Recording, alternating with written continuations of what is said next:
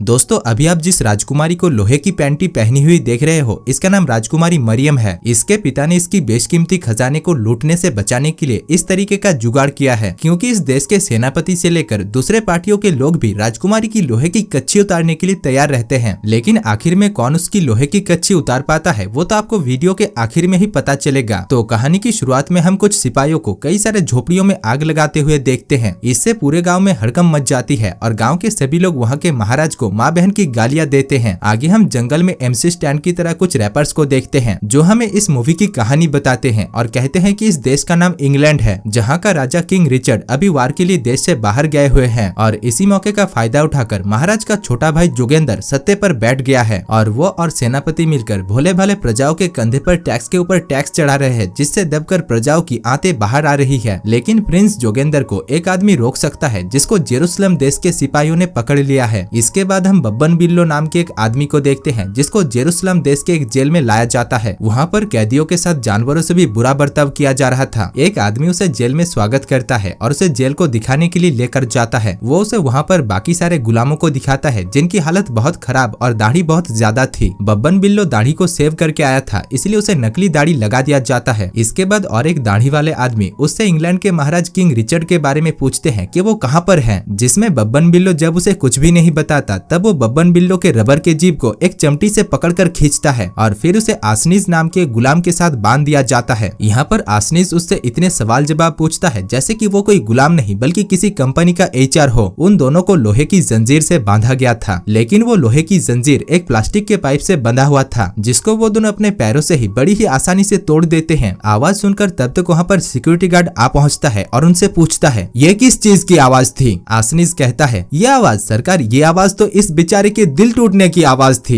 इधर ये बात सुनकर बब्बन बिल्लो भी उस गार्ड के सामने अपनी आंखें भर आने की ढोंग दिखाता है। आगे गार्ड के वहाँ से जाते ही वो दोनों भी सारे गुलामों को लेकर वहाँ से रफू चक्कर हो जाते हैं। अब क्योंकि आसनीज की मदद से ही बब्बन बिल्लो उस जेल से आजाद हो सका था, इसलिए वो उससे कहता है दोस्त, अगर तुम्हें कभी भी किसी भी चीज की जरूरत हो तो तुम मुझे बेझिझक होकर याद कर लेना। मैं आंखें मूंद कर तुम्हारा पिछवाड़ा धोने के लिए भी तैयार रहूंगा। ये बात सुनते ही आसनीज की आंखें भर आती है और वो उसे अपने नालायक बेटे अच्छू के बारे में बताता है, जो कई सालों पहले इंग्लैंड गया था पर अब तक वो वापस नहीं आया। साथ ही साथ वो उसे अपने नालायक बेटे अच्छू की एक टट्टी जैसी फोटो भी दिखाता है और वो दोनों अपने अपने रास्ते निकल जाते हैं। हम देखते हैं कि बब्बन बिल्लो किसी नाव से नहीं बल्कि तैरकर ही जेरूसलम से इंग्लैंड के लिए निकल पड़ता है और कई महीने तैरने के बाद फाइनली वो इंग्लैंड आ पहुंचता है। वहाँ पर पहले वो अपनी धरती माँ की चुम्मी लेता है, जिससे कुछ रेत के दाने उसके मुंह में चले जाते हैं। आगे वो एक जंगल में कुछ सिपाहियों को एक लड़के को घुसंड पिलाते हुए देखता है। पास आने पर उसे पता चलता है कि वो पिटता हुआ लड़का और कोई नहीं बल्कि आसनीज का नालायक बेटा अच्छू है। बब्बन बिल्लो अच्छू को बचाने के लिए उन सिपाहियों के साथ अकेला ही लड़ पड़ता है और उन्हें दूध में पड़ी हुई मक्खी की तरह उठाकर फेंकता है। इसी बीच हम अच्छू के पैर में कैंपस कंपनी के जूते देखते हैं। अरे भाई साहब, इस जमाने में कैंपस के जूते भी मिलते थे। खैर, आगे बब्बन बिल्लो अच्छू को लेकर घोड़े के ऊपर बोझ बनकर अपने घर पहुँचता है, जिसको बैंक के लोग उठाकर लेकर जा रहे थे। दरअसल उसने कई महीनों से अपना घर का लोन नहीं चुकाया था, इसलिए बैंक वाले उसका घर लेकर जा रहे थे। अब घर तो वहाँ से चला जाता है, लेकिन घर के अंदर मौजूद उसका अंधा नौकर जो कि बाथरूम में लैट्रिन कर रहा था, उसे इसके बारे में भनक तक नहीं लगती। बब्बन बिल्लो जब अपने नौकर को हकते हुए देखता है तब उसके पास जाकर वो उसे पुकारता है, जिससे वो नौकर भी अपना पिछवाड़ा बिना धोए ही पैंट पहन लेता है। बब्बन बिल्लो से पूछता है, सर्वेंट बताओ मेरे पिताजी कहाँ पर हैं? सर्वेंट कहता है,